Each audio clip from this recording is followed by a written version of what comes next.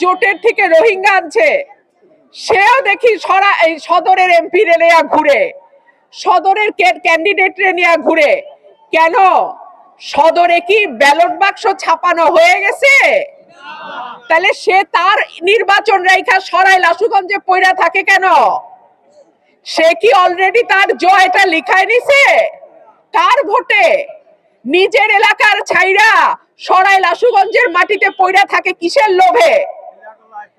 আমি পরিষ্কার বলে দেই, সরাইল আশুগঞ্জের মানুষ সরাইল আশুগঞ্জের মানুষকে দিয়েই নির্বাচিত হবে ইনশাআল্লাহ। এইখানে কোনো জোট, রোহিঙ্গা, সদরের এমপির ৫টা লোক সরাইল আশুগঞ্জ মাইনা নিবে না।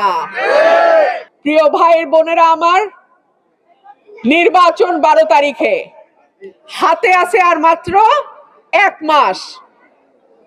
এই একটা মাস আপনারা আমার পাশে থাকবেন ইনশাআল্লাহ।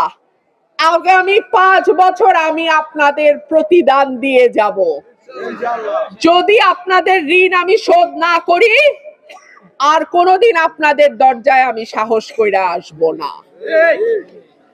আমি আপনাদের সকলের দোয়া চাই, সহযোগিতা চাই, এবং আপনাদের ঘরের মেয়ে হিসেবে আপনাদের পূর্ণাঙ্গ সমর্থন এবং দোয়া চাই। আপনারা আছেন তো আমার সাথে? আলহামদুলিল্লাহ, আলহামদুলিল্লাহ। উপরে আল্লাহ, নিচে আমার সরাইল আশুগঞ্জের মানুষ। আপনাদের দোয়ায় আল্লাহ যদি আমাকে পাশ করায়, এই দুটো উপজেলাকে আমি মডেল উপজেলা করব।